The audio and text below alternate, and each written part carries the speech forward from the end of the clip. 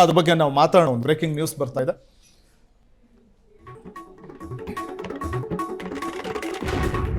IPL ticket ಮಾರಾಟಕ್ಕೂ ನಡೆಯುತ್ತೆ ದಂಧೆ.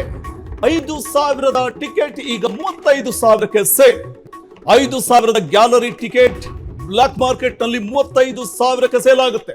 ಪೊಲೀಸರ ಕಣ್ಣೆದುರೇ ನಡೀತಾ ಇದೆಯಾ ಕರಾಳ ಮಾಫಿಯಾ. ಸ್ಟೇಡಿಯಂ ಸುತ್ತಮುತ್ತ ಸಕ್ರಿಯವಾಗಿದೆ ಬೃಹತ್ ಏಜೆಂಟ್ ಜಾಲ. ಇದು IPL ಟಿಕೆಟ್ ಮಾರಾಟಕ್ಕೂ ಕೂಡ ಈ ದಂಧೆ ಅನ್ವಯ ಆಗುತ್ತೆ ಅಥವಾ ಈ ದಂಧೆ ನಡೆಯುತ್ತೆ. 5,000 ಟಿಕೆಟ್ 35,000ಕ್ಕೆ ಸೇಲ್ ಆಗುತ್ತೆ ಅಂತಂದ್ರೆ ಇದು ಕೂಡ ಭಾರಿ ದಂಧೆ.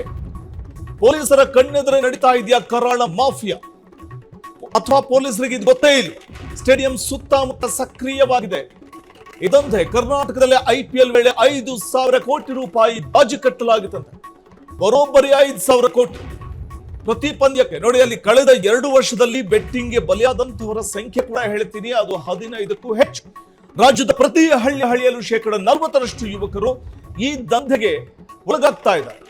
ಆನ್ಲೈನ್ ಆಪ್ಗಳ ಮೂಲಕ 90% ಬೆಟ್ಟಿಂಗ್ ಆಪ್ಗಳು ವಿದೇಶಿ ಸರ್ವರ್ಗಳಲ್ಲೇ ಆಪರೇಟ್ ಆಗುತ್ತೆ.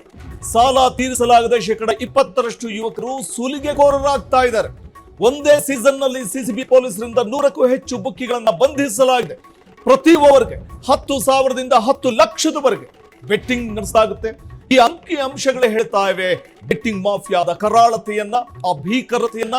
ಕರ್ನಾಟಕದಲ್ಲಿ IPL ವೇಳೆ 5,000 ಕೋಟಿ ಬೆಟ್ಟಿಂಗ್ ದಂಧೆ ನಡೆದಿದೆ. ಅದು ಬೆಂಗಳೂರು ನಗರದಲ್ಲಿ ಪ್ರತಿ ಪಂದ್ಯಕ್ಕೆ ನಡೆಯುವಂತಹ ಬೆಟ್ಟಿಂಗ್ ದಂಧೆ ಕೇಳಿದ್ರೆ ಅಚ್ಚರಿ ಪಡ್ತೀರಿ, ಹೆಚ್ಚು ಬೀಳ್ತೀರಿ. ರಾಜ್ಯದ ಪ್ರತಿ ಹಳ್ಳಿಯಲ್ಲೂ 40% ಯುವಕರು ಬೆಟ್ಟಿಂಗ್ಗೆ ಅಡಿಕ್ಟ್ ಆಗ್ತಿದ್ದಾರೆ. ಆನ್ಲೈನ್ ಆಪ್ಗಳ ಮೂಲಕ ಪ್ರತಿ ಸೆಕೆಂಡ್ಗೆ 1,000 ಕೋಟಿ ರೂಪಾಯಿ ರೊಟೇಷನ್ ಆಗ್ತಾ ಇದೆ. ಅದು ವಿದೇಶಿ ಸರ್ವರ್ಗಳಲ್ಲೇ ಆಪರೇಟ್ ಆಗ್ತಾ ಇರುವಂತದ್ದು. ನಾನು ಕ್ಷಣದ ಸುದ್ದಿಗಳಿಗಾಗಿ ಫ್ರೀಡಂ ಟಿವಿ ಸಬ್ಸ್ಕ್ರೈಬ್ ಮಾಡಿ, ಲೈಕ್ ಮಾಡಿ ಹಾಗೂ ಫಾಲೋ ಮಾಡಿ.